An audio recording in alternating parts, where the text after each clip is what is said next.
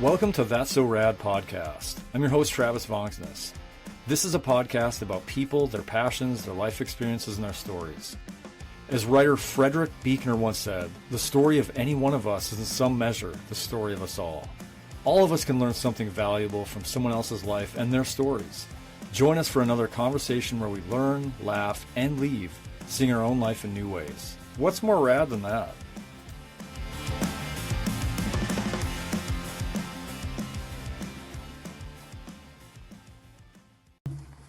Hey there, welcome to another episode of That's So Rad podcast. I'm your host, Travis, and I'm joined by my good friend, Danny Smith today. Danny, good to see you. Good to see you. Back for his second episode, I believe. I think I've been on two already. Two already. Well, we have another podcast. We have another podcast called Cultivate the Ordinary. And you were on that one at least 2 or 3 times. So So yeah. Anyway, you're a veteran on the podcast. So just gave you a chance to shout that out. Yeah. Thank you for doing that. Thanks for the assist there. So in our conversation today, we're going to talk a little bit more about the Xennial conversation, which we've been having, and that's kind of really been a touch point. It's, you know, this reel that kind of got generated through the previous episodes with Jeff, kind of spurred a lot of eyes and ears on the podcast and just comments on the reel, which has been fun to look at and watch. And it's really made me think a lot about how people, we're going to talk more about this, but people, once we get into our 40s and middle age, I think there's so much more looking back in our lives. And I don't know, there's something about this conversation that really, I don't know, we want to belong. We want to be remembered. I don't know. What do you think it is about just kind of looking back at our childhoods? And I look at it as a positive thing because it seems like so many people are just proud of their childhood, like what they went through, what made me what I am today. Yeah. And they get oddly defensive about it. I listened to both of those episodes. They were really great. I laughed through them both. So if people haven't heard those, I recommend you listen to those as well. But one of my favorite things was looking at the comments on your reel that went viral. How many views do you have? I think it's approaching like 2,600,000 something. I mean, it's like insane. It was cool to see that, but just looking through some of the reels, like so many people are like jumping in it, like, yeah, that's me. And then there's other people that are just angry about it. How dare you? There's no such thing. There's no such thing.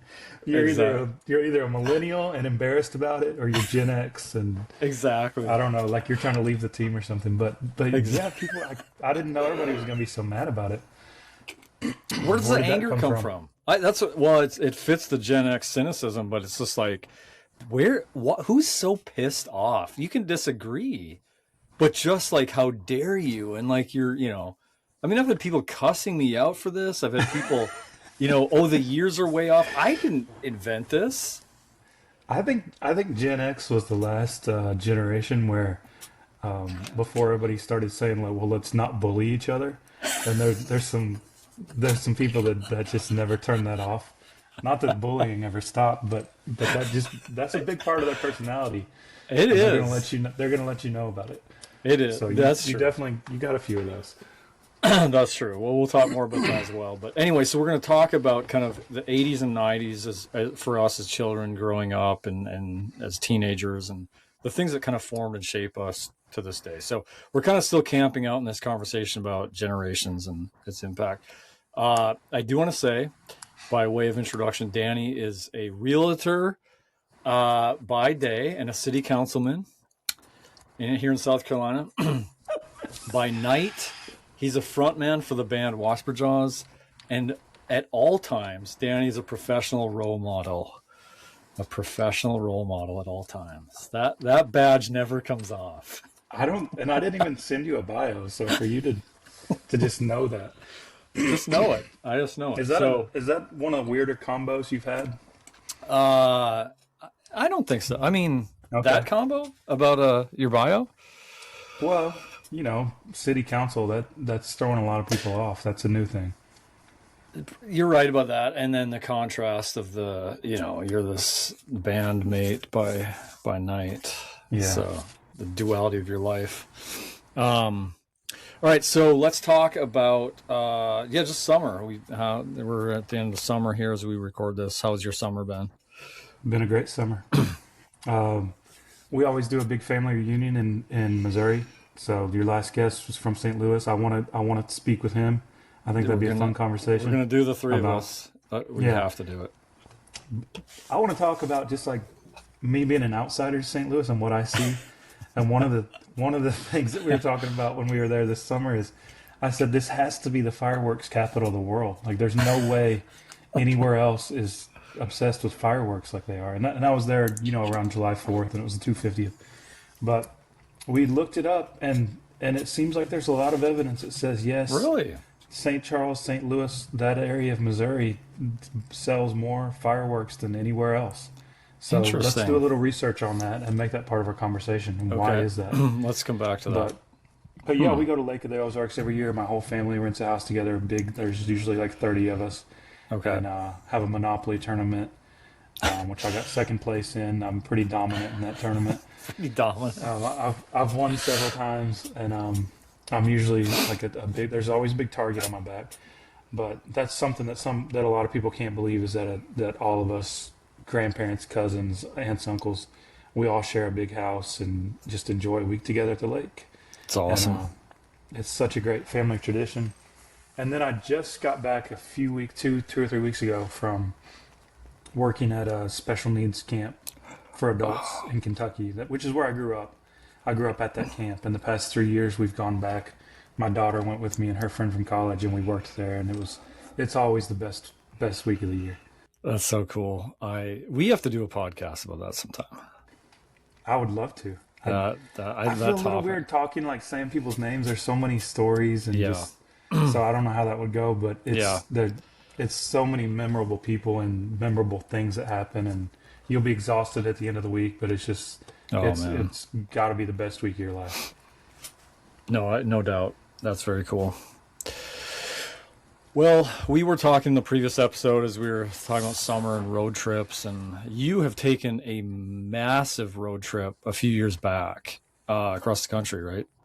Yeah, 2016. So when we were talking earlier about like just random roadside attractions and just what were some of your favorites or most memorable or even just about that trip? I just stopped at a very nostalgic roadside attraction when we were driving to Missouri. It was just my wife and I this year, Ashley. And I said we used to always stop at this giant Santa Claus statue in Indiana somewhere. So we looked it up, and it was going to be like, it was only like a 13-hour trip. And I was like, well, it's about 30 minutes out of our way. Let's go see this thing. And they had moved it. Okay. But it's like a, I don't know, 75-foot tall Santa Claus. Santa? Oh. You never heard about that? Well, is it Santa Claus, Indiana? Because that's a town in Indiana. Okay, that got us off track a little bit. I don't know exactly where I was. They've moved it to like a plumbing store or something. I used to be at a gas station. I always thought it was in Santa Claus, Indiana, but I don't know where we were. I don't know where it was. We did go through Santa Claus, Indiana, though, so it's somewhere near there. Is it possible it could have gotten stolen and it was like relocated as... It was purchased and relocated. Purchased. Yeah, that's according to AI. Rehomed, maybe. It was rehomed. Santa was moved in his old age.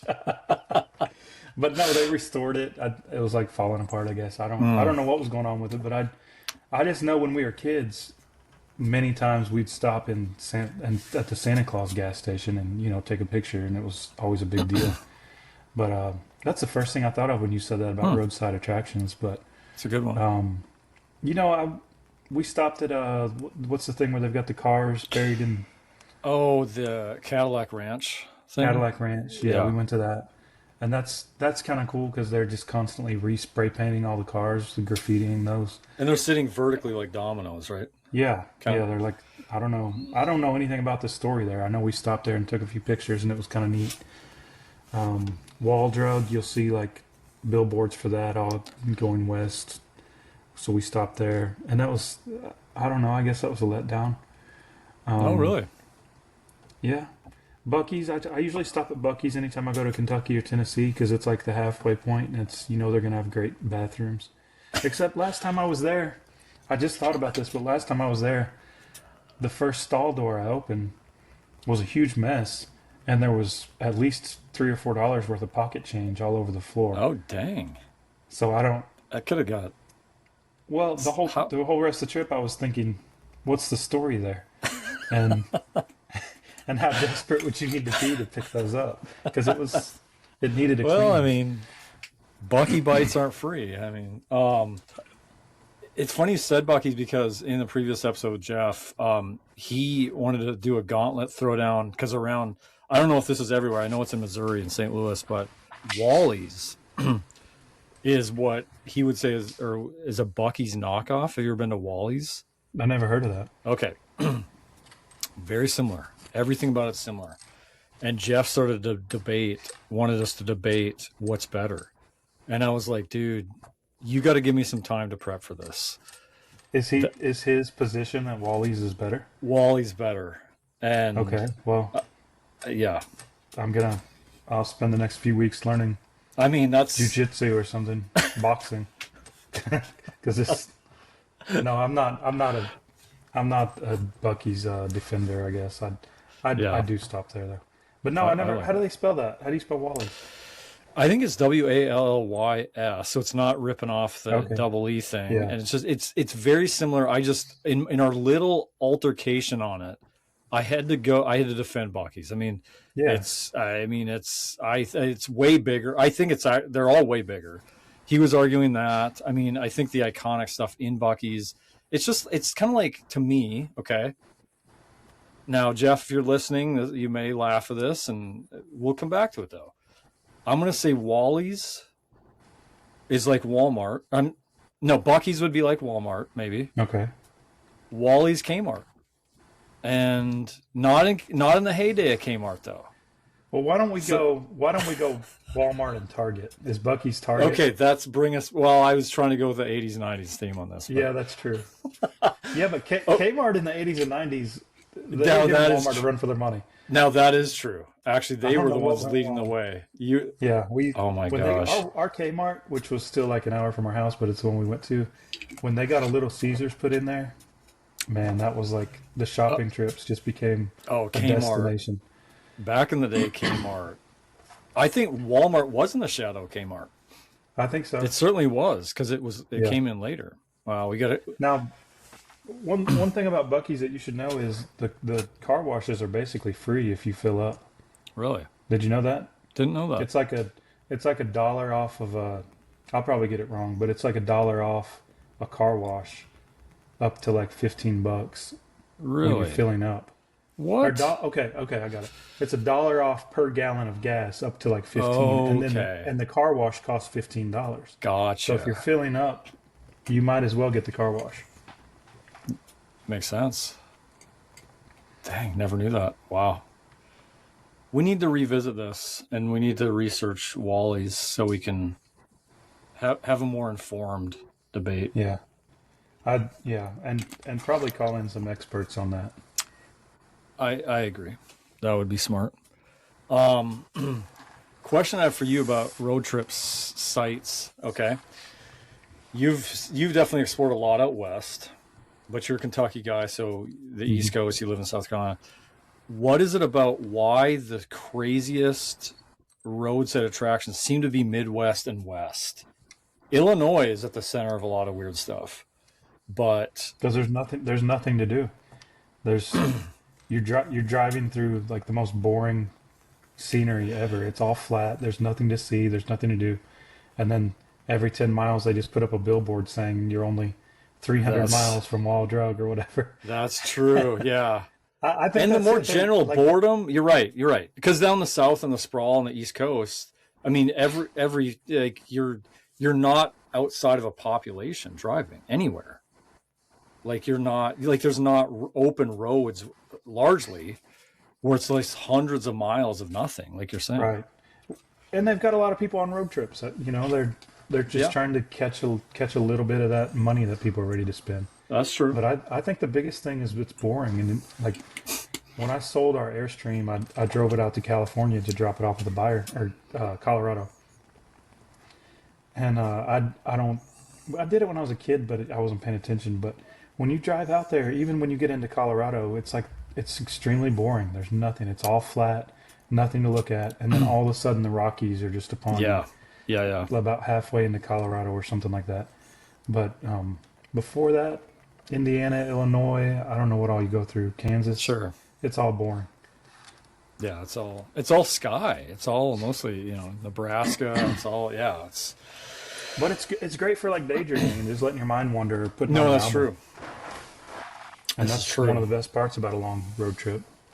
This is true. Yeah. That's something that I was thinking about listening to your old podcast. That's one of the major issues right now Okay. is we're never bored.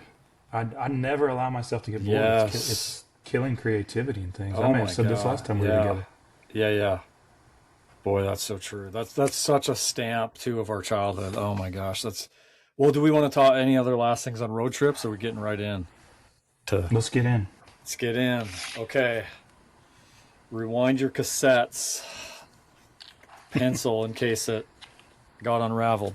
Okay, we're gonna just jump into this conversation on really generations, and as Danny said, kind of growing up in the 80s and 90s, but also just a real quick, just because this has been a hot button thing, but the Xennial thing. So a Xennial, one more time, is described as a microgeneration, kind of at the fault line between the two worlds of an analog childhood and then turning into a digital, especially the internet, but a digital, still formative child to teenage years, not really truly adulthood. That would be Gen Xers. But there's the magic kind of happened in that needing to adapt in real time to that technological shift, really as kids, as formative kids. And so kind of in the years 77 to 83, I really think, I'm curious what you think about this, Danny. I think you could stretch that on the other side. I don't think too far the other way, because if the internet comes really prevalent in, say, 95, 6, somewhere in there, where it's pretty, Yeah. we can't get too far into the 70s to not have that be a real formative, like, teen. But I think you can definitely go further into the 80s, at least 85.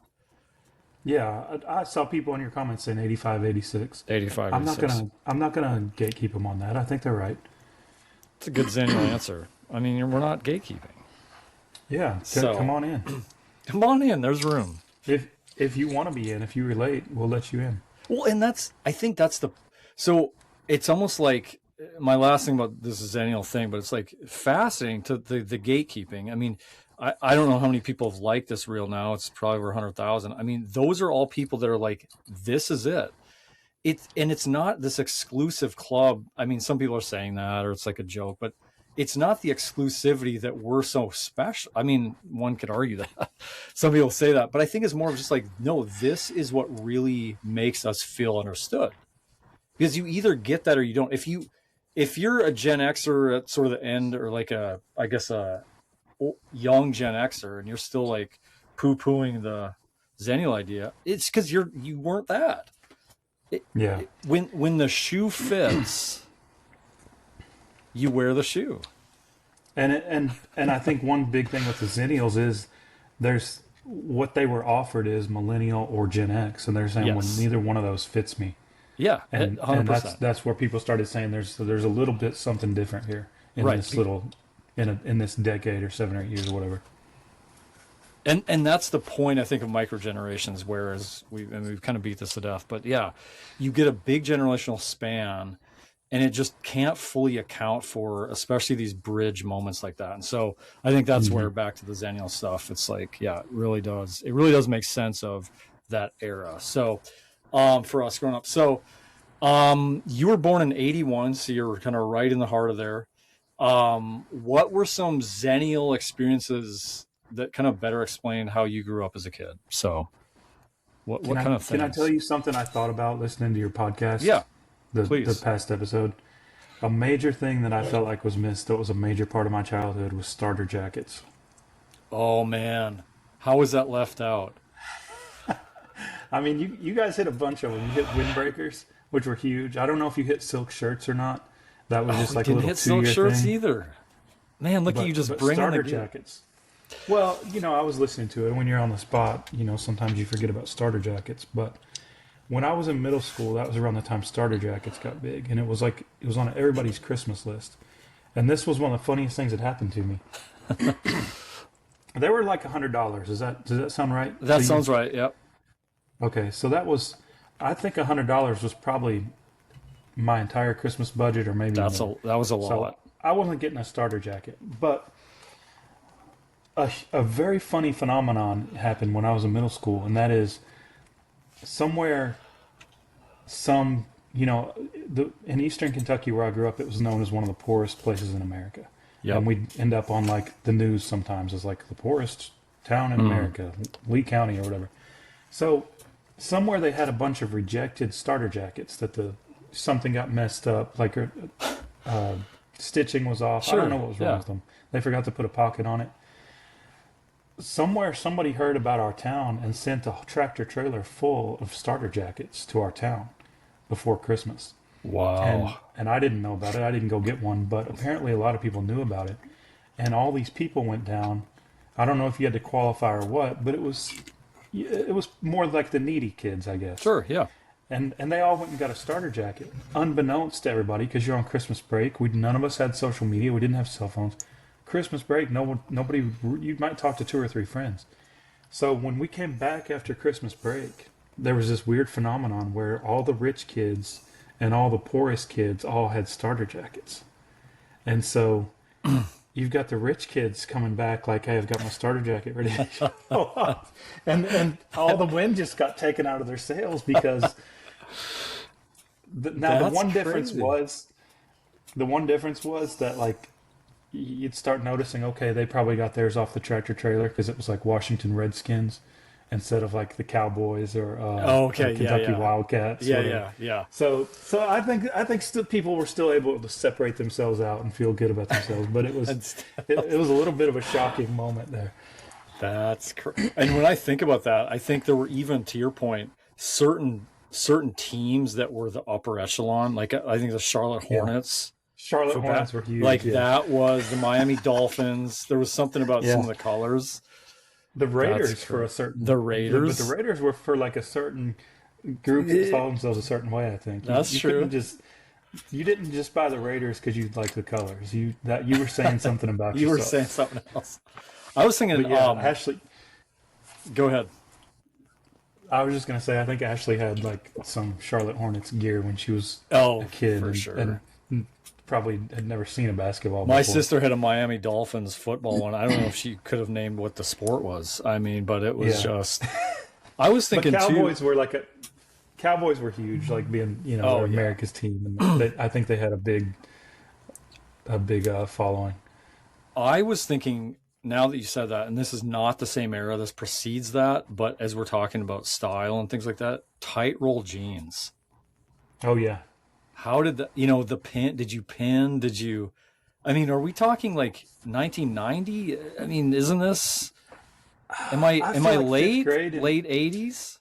No, definitely 80s. I feel like 5th grade we were doing it, and that would have been 92 for me. 92. Okay, so right on the. But Kentucky was always about 5, 6, 10 years behind everything. So when I give you a reference, it doesn't mean as much. But I was always a little hesitant to jump on any of these trends. I could never wear my hat backwards because I just was embarrassed about it. And then I did start tight rolling my jeans because somebody taught me how to do it. You had to do the little fold over and then bring them up. That was like there was a method. Tying a tie. I mean, you don't just do that without help. But how did people learn how to do all this stuff? How did it spread? Well, and that's, I think, what we're trying. Okay, so that gets into something I think we're going to talk about later. But I could answer one thought about that right now. But see, what's happening is you're going to have to bear with us in this conversation because, I mean, this is just making popcorning. And so we're just rolling with it. We don't care. So what that did is, in me, spurred a question of, I want to ask you this. Because it's related to what you said, is how did people, is it know that or teach that or kind of thing? Is that what you asked about tight rolling? Yeah, like Okay. how did people figure out you were supposed to do that, and then how did they know how to do it? So let's put this in the same bucket of like I'm genuinely really curious about this as I'm with that one. Road trips, okay? Pre MapQuest, pre smartphones, pre all that. You've got the Road Atlas. That's all you got. The Rand McNally. Okay. My question is on a cross country road trip of two vehicles in the same party. Okay. Going through, let's say St. Louis, Kansas City, Atlanta. You guys get separated. How did you ever? I genuinely am asking. How did you ever find? Is that? Am I missing something about that? No, How would you and I find don't know each the other answer to again? Did people this. have to say, "Look, we may get lost in Kansas City. If we don't hear from each other, see each other, we know we're both going to Arkansas. I'll see you there." I mean, because even a payphone. I mean, the other person doesn't have a phone, so I don't know, and I think if you knew you were ahead, there were times where you'd pull off the highway and you just true, sat there. true. And then you had no air conditioning, everybody's sweating, burning up. You're not going to wait that long. But Yeah. I went on a trip to Rome with a friend of mine, and the first thing we did was rent mopeds. And I didn't have a cell phone over there because mine wasn't going to work. This was, I don't know if it was 15 years ago, but I just didn't have a cell phone with me. And we got separated on mopeds in Rome, and I didn't even know the name of our hotel. Ooh, And I was lost all day, and that's what it felt that's like. And I was rough. like, this is a different time, like because Wow. I'm in a country, I don't know where I'm at, I don't know what my hotel is. There's no possible way for me to call him. I didn't know if he was in the hospital, dead on the side Oh of the road. my I didn't know what was gosh, going on. that's But that's how we lived our whole lives up until I don't know. When did you get a cell phone? So I um started seeing people with them 2004, I think. Four-ish. that's I would have said around '05. I want to Yeah. say, and we were late to the game there probably, but I want to say around then, which is crazy to think that only 20 years has sort of since that was like a widespread. Wow. Have you seen people say I've never seen a cell phone in a dream? No, that's a I don't thing. know. I don't. I've never I saw somebody say that. I don't know. really. I don't remember ever seeing one in a dream, but I don't know what that means either. So what are other things that as you look back like that really like about being a Xennial or growing up in the 80s or even in the 90s or like as you look back like what were some things that come to your mind? Well, another thing you made me think of with this, how did this happen, is I'm going to say around 97. Um, Again, that was it. Went to I lived and we worked at a camp designed for Mm-hmm. rural kids to go to. And somebody one time sent the camp a bunch of yo-yos. Like I'll say like 250 yo-yos. Like here, give these to the kids. And so we all got a yo-yo, and it became a thing that summer. We were all yo-yoing, and when I went back to school, everybody, a lot of people had yo-yos, and then it turns out the people that came down to this camp from Cincinnati, they all had yo-yos. Did that happen in North Dakota around that time? Did everybody have yo-yos? What time is this? Like it's 97? Not, I'm gonna say 97, 98, something like Yeah. that. So I remember, yeah, so similar time frame. I remember it was somewhere in the mid to at least the mid 90s where we were. I mean, we had to be later than Kentucky, I would think. But that I'm mixing up the timeline on when yo-yos went viral everywhere and then when hacky sacks. What was first of Yeah, the two? I think hacky sacks was first, but I'm not Okay. sure. They Okay. they may have overlapped a little bit. Because But same how did phenomenon. those things happen? Yeah, Same how did that phenomenon. happen? Everybody suddenly had hacky sacks. I don't know. I mean, I guess Well, maybe it let's caught on in California, and then they started shipping them all over the everything world. starts in California. Yeah. I mean, it's where rad was invented. Like I did a podcast about the word rad and said, could rad have come from the cornfields of Iowa? No, there's no way. So, Southern SoCal, everything cool or trendy. But the question is, what put it in the spotlight to where it, so pre-social media, I mean, it's almost hard to like remember back and go like, okay, so pre-social media, what were the ways that something like that catches fire and then it becomes this thing all over the country? Like, how did that, I mean, this is like, it's not music videos, MTV. I mean, is it, what started? I don't remember ever seeing advertisements for yo-yos. It's just all of a sudden everybody had yo-yos and hacky sacks. But I mean, I know they could put them, they could start selling them in the mall with colorful advertisements, and people would buy them, and then they catch on. That's my best guess on how that happened. Do you they just think, sent them to the malls. Is it, what did you say, the malls? Oh, okay. Yeah, the malls? You have to be right.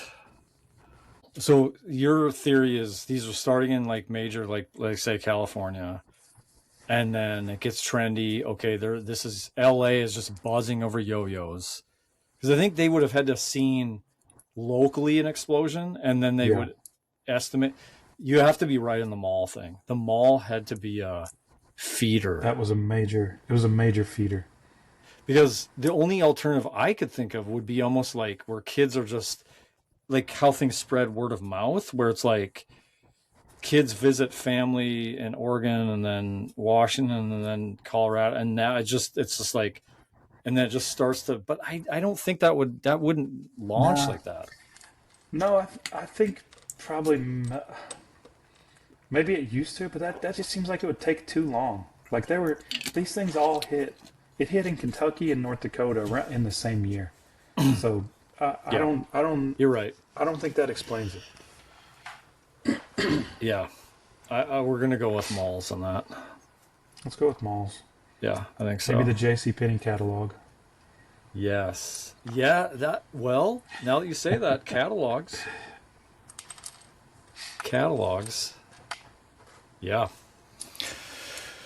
What else marked our formative in your mind upbringing, or just that was so different? Like, it's like we look back and are like,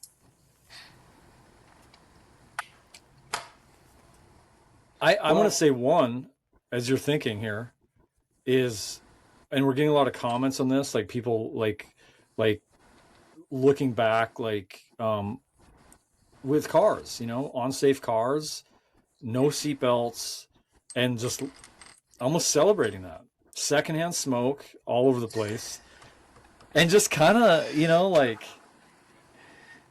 the biggest thing with that I noticed is it's all survivorship bias, which means you always hear all these people saying like, well, we did this and survived. And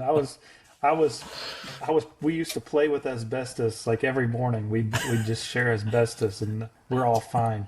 It's like, and riding in the back of trucks and I don't know, like playing with snakes and stuff. Like, you're the ones that survived. There are people dead from this stuff. You're right. And they're not on Instagram saying like, well, wait a minute. That is true, so, right? No, it's you're all right. Survivorship bias, and like people did die in car accidents because they didn't have seatbelts on, and they probably would have lived if they had seatbelts. But all the people who didn't get in those wrecks are just like, hey, we did it and we're fine, and just becomes like a point of pride. Made us strong. Yeah, point of pride. Yeah, made me stronger, and we'd go out and like stay gone all day, and it's like, well, but there were people who got kidnapped. And I'm not arguing that it wasn't better, that we shouldn't be living more like that. But you do have to admit there's a level of risk. And there's risk on both sides. There's risk to like overprotecting your kids and things like that. And, just raising kids that can't do anything on their own. Yep. I don't think we should be doing that. But you do have to acknowledge that like some kids didn't make it. Like some kids not wearing a bike helmet were killed when they got hit by a car on their bike 100%. or had a bike wreck.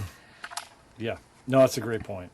Well, I think that feeds in. I want to get your thoughts on this, but I think that feeds into what has kind of been, and me and Jeff talked about in the previous episode a little bit too. But what I think there's a fascinating kind of conversation that's emerging too on as people look back and on the one hand are celebrating that as kids we had all this freedom and independence and not home till it's dark, and kind of that survivorship bias you're talking about, but also like really cheering on that era and how amazing that was.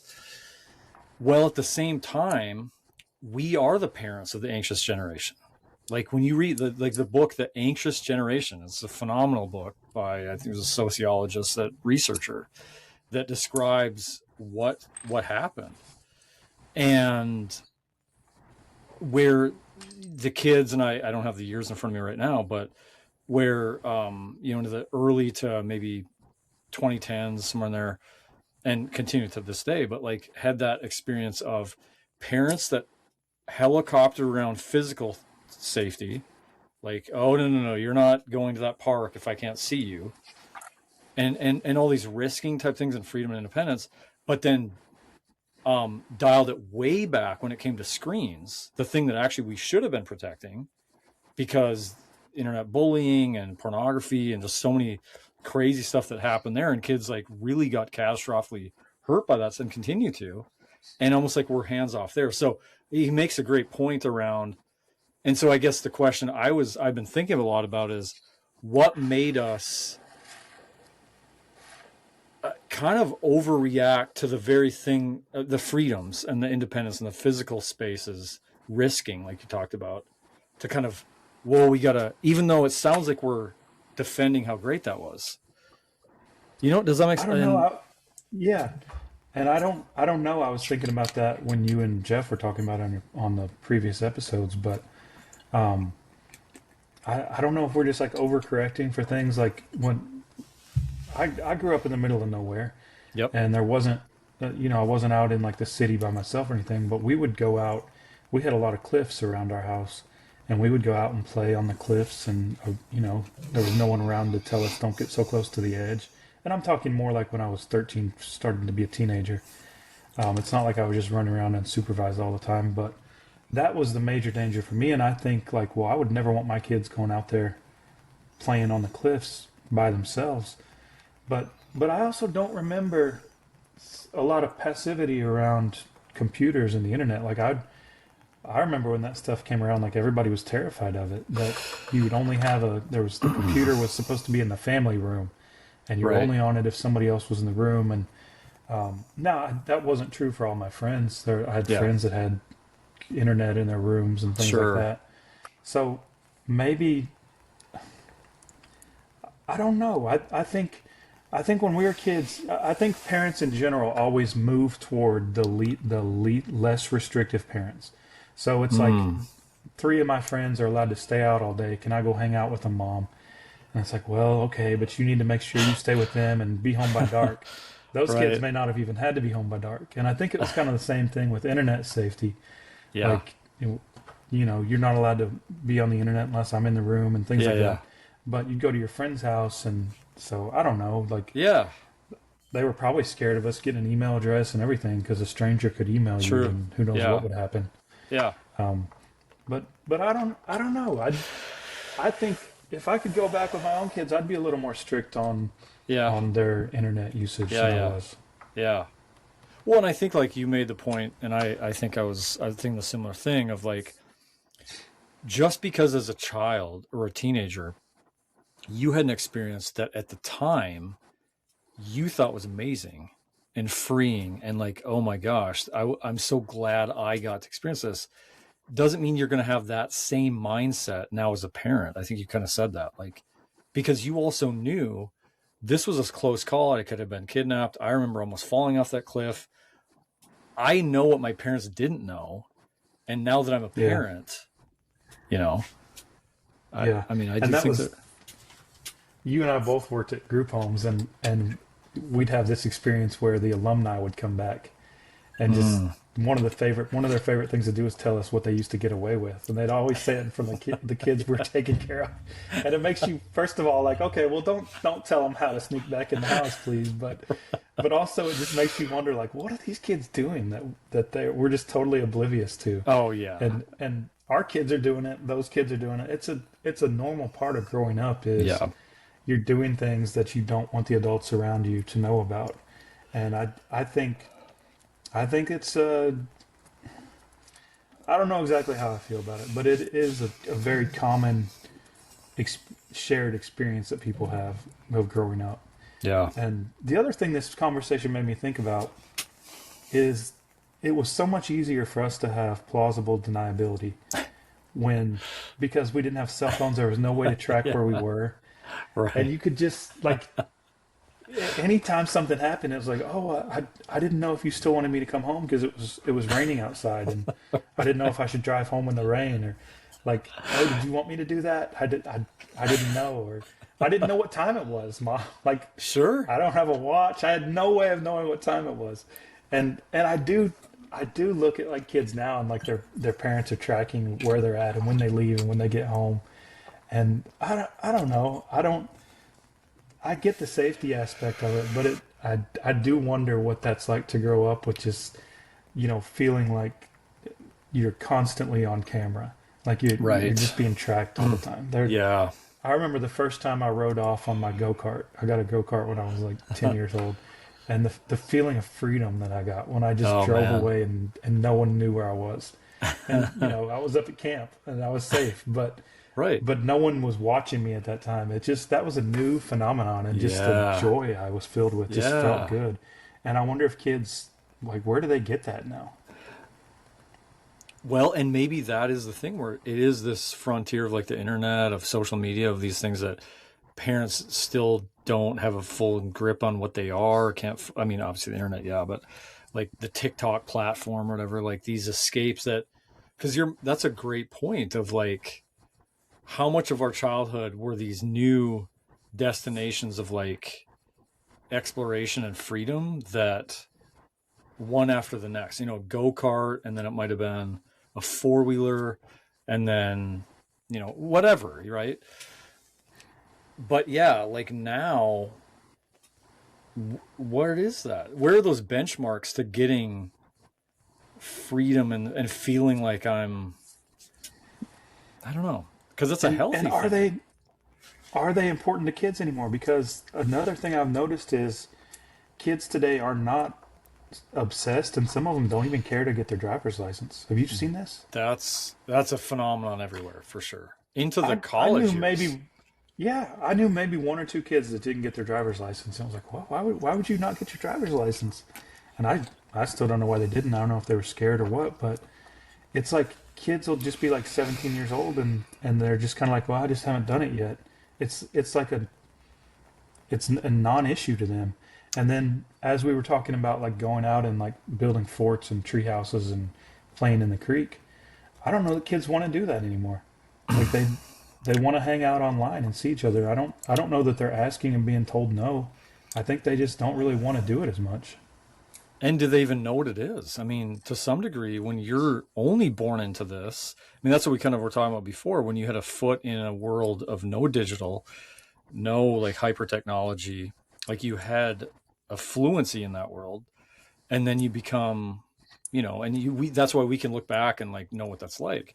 But if you only were born into this world of social media and everything's on screens, if your parents brought you back into that world or you were formed outside still, you know it both. But there's so many kids that they don't. I mean, Yeah. um, kids that meeting kids that they've never been around a bonfire. I mean, I've seen that.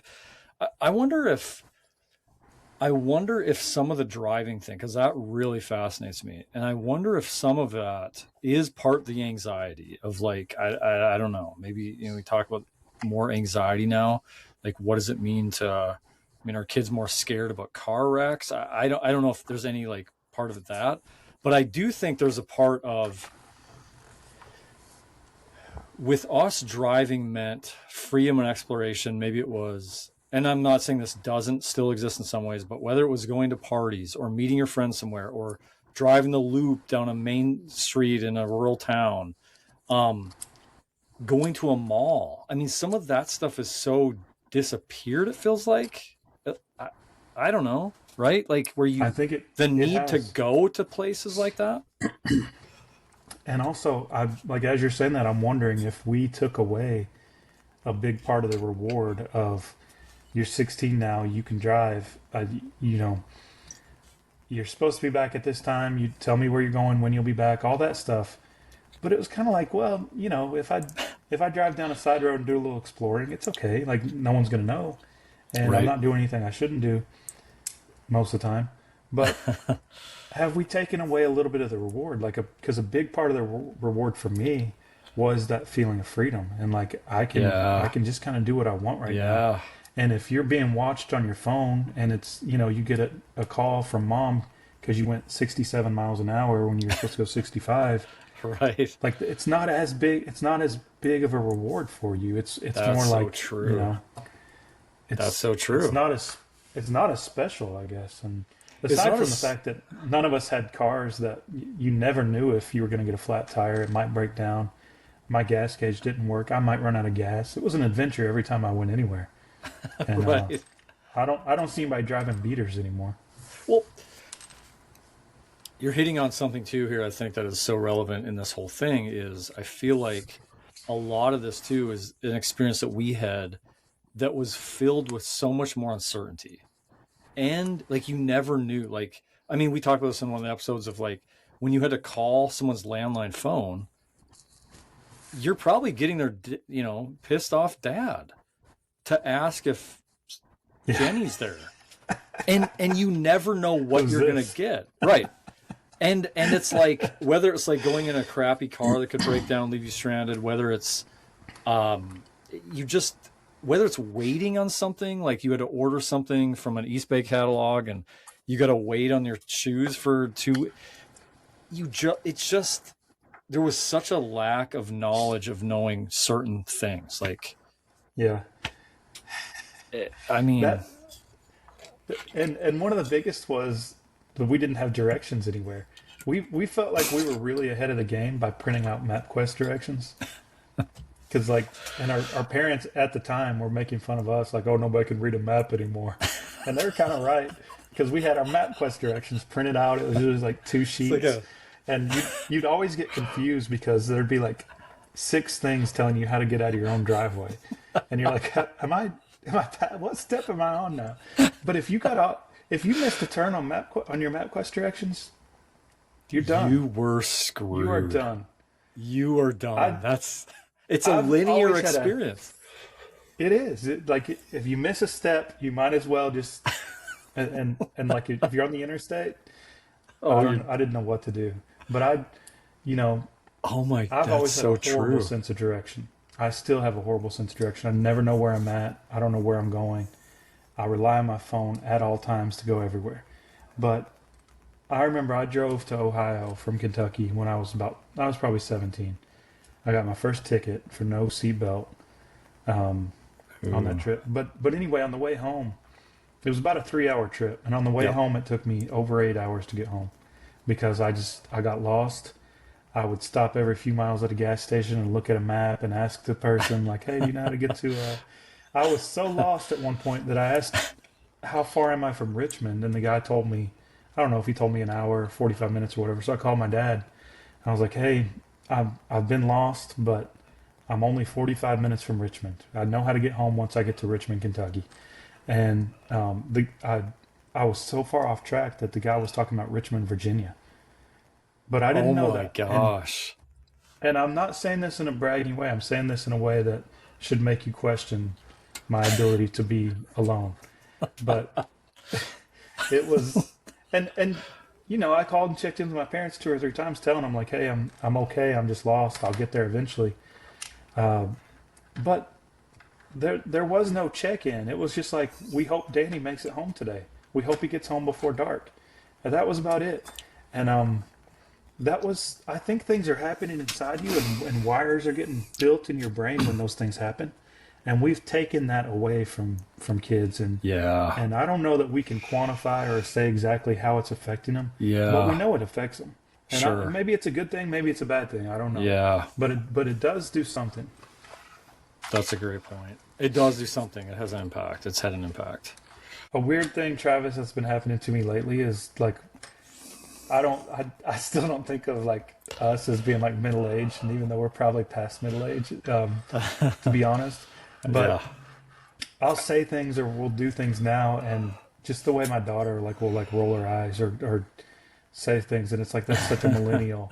And now I'm gonna have to remind her, no, I'm not a millennial. I'm a Xennial. I'm a Xennial. Is it pronounced Xennial? It's yeah. Xennial. But I have some things that I feel, I know it makes us look old to believe this, but I cannot help myself. I believe it. And one of those things is AI is going to kill us all or destroy our world. I know that makes me sound like the grumpy old man, like shaking his fist at the clouds. And I can't help it. I just feel like, you're wrong. What is this going to do to us? And they say like every generation thinks like, oh, that's true. Yeah. When the steam engine went away, or when they started the factory work, or I don't know, fax machine, email, 3D printing. What they said was going to ruin everybody's jobs. I don't even know. But I know every generation says that, and so far we've been pretty good.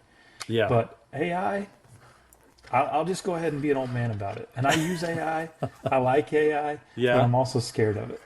So do you have things, and I got a couple more. Okay, let's go back and forth. I don't have to spend any time Let's go back and forth. What do you got?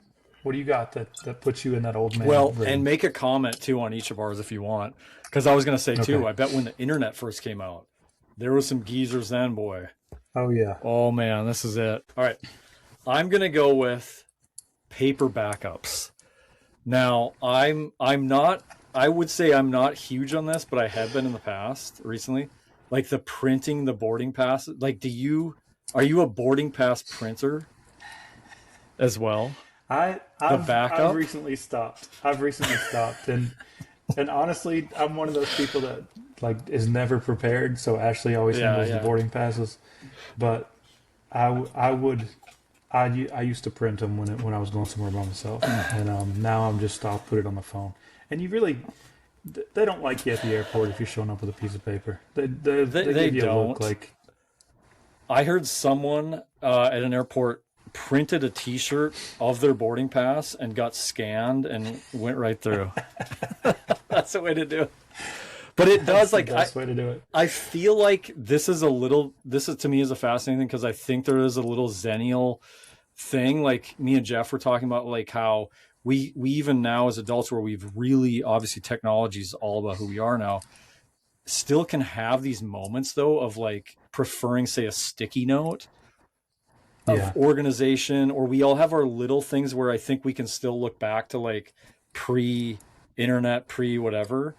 And I kind of feel like the printed paper things are still a little bit of that like security blanket. We can't get away from it. And like I would never think about journaling on which I don't journal anyway. But I would never do it on a digital source. Maybe the printing the boarding pass is also a harkening back to the printing the map our maps. I think it is. It's like carrying cash. Like I'll go somewhere for like the weekend or whatever and have like $2 cash on me. And I'm just, I think older people than me see that and they're like, well, you've got to have some cash. What's going to happen? You got to have some emergency cash. But again, I'm not I'm not the right one to ask about this because I'm so unprepared anyway. Yeah. I'm not one of those people that's like an airport dad and like, I've never been very prepared. Nice. So I'll give you my number 2. Okay. What's yours? And it's funny because I'm looking up. This is the only things I wrote down for this. Number 2 is that phones are listening to us and reading our minds. Ah. Now I'm going to tell you a real quick story about this. Yeah. I went out.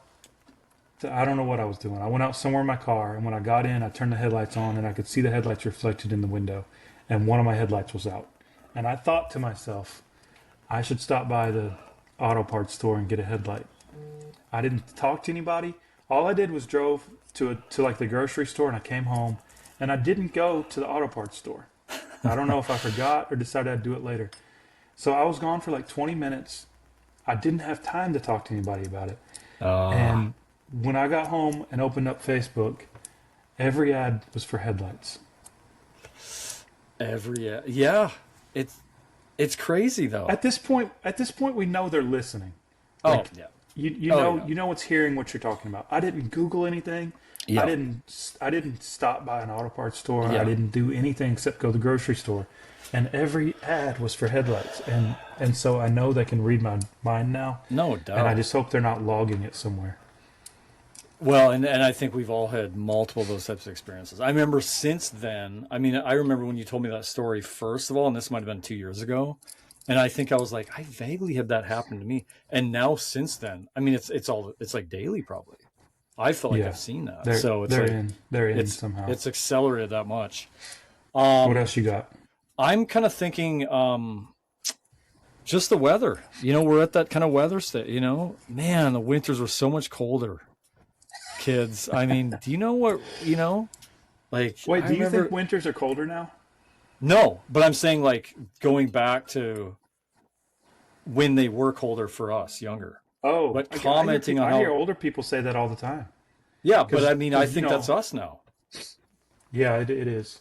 But I wonder if it's because it's true. And I didn't grow up in South Carolina, but I hear people all the time say, "Oh, we used to get a lot of snow. We don't hardly get any snow here anymore." I just talked to someone, they remember in the 90s getting like almost a foot. And so I think what we're hitting on with your two so far, and even this, is these are real too. Yeah. What do you got for your next We one? need people to fact check. We need people that like to actually people. We need them in the comments saying like, actually, you're probably just remembering one cold winter and because the data says this. But no, my final one that makes me sound crazy, that people roll their eyes at, but I'm convinced is true, is that there are not as many grasshoppers as there used to be. Oh, I wouldn't roll my eyes. I don't know what North Dakota was like, but we need to heed that. You couldn't walk across the ball field at camp without grasshoppers going everywhere. You could catch them all the time. They were everywhere. You'd squeeze them and a little, we called it tobacco juice, would come out. Oh yeah. I don't know. It's a rare sight to see a grasshopper, isn't it? Okay, so that's a great one. I love that one. I think so. My experience, which is hard for me to speak on accurately, so another thing for in the comments to fact check this. But grew up on a farm, farming this stuff. So like we had combines. You're rolling through this, you're walking through it. Grasshoppers going down your pant legs. I mean, crates. These things were 4 inches long, nasty things, boy. Jump in your face. And like that stuff for us, it would go into the grain in the grain truck. So you'd get up on top of the truck and sit in there and just like dead grasshopper parts all over you'd lift it up. So I'm very acutely aware of grasshoppers. I've not been up there much where I came from in kind of the summer experience, the amount of hopping. So I'm going to put the jury out for me on that, but I believe you're probably right. You should make some calls to people that live there and say, "Hey, you're still seeing grasshoppers." Are you like, if you walk the fields, are you just getting assaulted still, like I did? If not, we're right about it, and someone needs to be looking into this. I'm sure it's going to be like people spraying lawns and insecticides or something. But it was global warming. If the number of grasshoppers overnight became what it was in the 80s and 90s, people would freak out. They'd think a plague was upon us, because I agree. You could survive off grasshoppers if you had to. So it was that bad in Kentucky. Oh yeah, a lot of grasshoppers. Wow. Then you're speaking from, I mean, that's... Yeah. Wow. Now, I will say, okay, well, I will say related to that is fireflies. But that, very noticeable decline in fireflies. I think so. My last one, this is not a good list. I have to redeem this next time. But was just things that I might say, look, that I feel old with the kids, is don't scratch that disc. You just grab my Goo Goo Dolls. The way you grab that, you're going to scratch that disc. I mean, I feel dated saying that. They don't even know what it is anymore. Do you know how your fingerprints went all over that Crash Test Dummies CD from...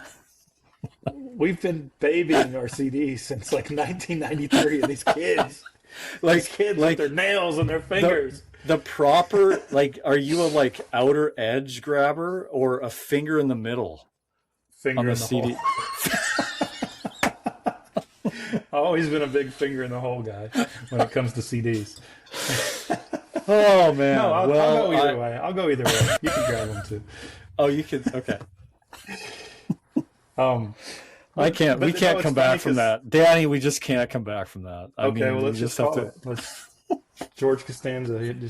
I'm out. All right, go. What were you gonna say?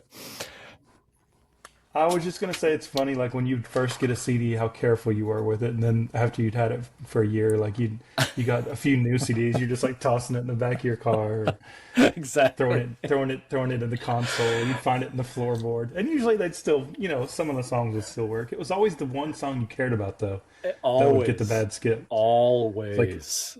yeah, like if you had like Weezer, it was like it's gonna skip on Buddy Holly. Oh my gosh. Okay, let me Well, ask you to. there's no skips on that one, but All right, final question for you. You hit me with a final one if you got anything. CDs make me think the 90s. So if one song, one iconic song, if you heard it anywhere, you're transported back to high school or junior high in Kentucky. What is a song of the 90s that you just are back? I don't. Okay, the first thing that popped in my mind was Weezer because we used to listen to a ton of Weezer, and I was just talking about them, but I didn't hear it on the radio. When I think about like you turn on the TV, Okay. and like you're having a great time in the '90s, it's got to be Sugar Ray.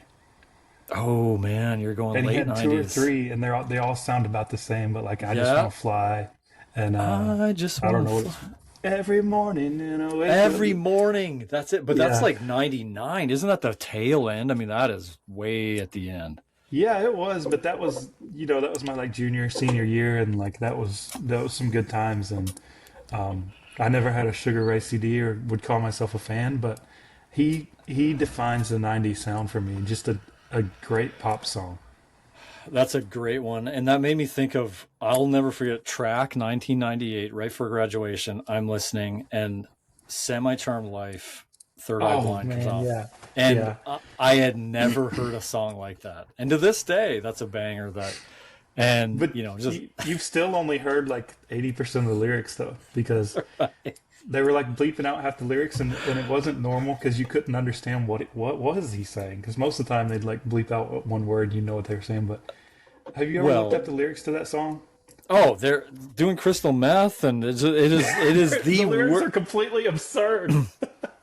It kind of reminds me Yeah. a little bit of where Ben Folds, has such a just this, because it's like paired with like really dark and really some bad lyrics, with Yeah. like such a poppy sound and like such an infectious, but that kind of contrasting pairing, kind of Ben Folds does that too with some of his songs, but We need they're to do one of these podcasts live and just have people type in the name of a song or an artist, because I could do this for a long time. I love talking about '90s music, and dude, for some we reason gotta. Alanis Morissette is another one that I always think That of.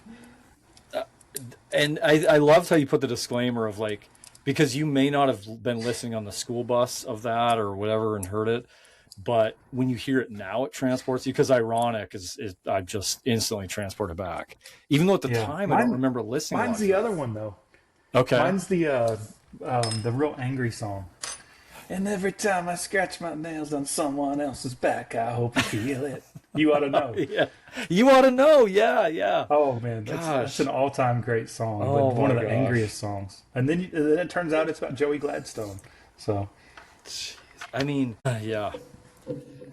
Well, do you have any closing thoughts on this, which we're going to call as a part one yeah, let's call this part of one because there's a lot more to say. conversation coming up Yeah. on this? We're gonna talk next time. We're gonna talk about Abercrombie and Fitch and the song that talks about Abercrombie and Fitch, and Abercrombie and Fitch's younger brother Hollister, or maybe it was a cousin. But we've got a lot more to cover, and We do have a lot more. to I'm cover. excited about it. But thank you for asking me to have this conversation. This is really fun. It's really fun. It's really healing. Really healing. It is. It's been healing. It's been good for our souls. All right. We'll see you next time, and we'll keep this conversation on generations and culture going again. All right, man. Hope you enjoyed the episode today. Check out the show notes for any links or resources shared in the episode. If you enjoy the podcast, it would be really appreciated if you'd subscribe, leave a 5-star review, and share it with friends. May we all remember these words from writer Mary Oliver. Instructions for living a life. Pay attention, be astonished, tell about it.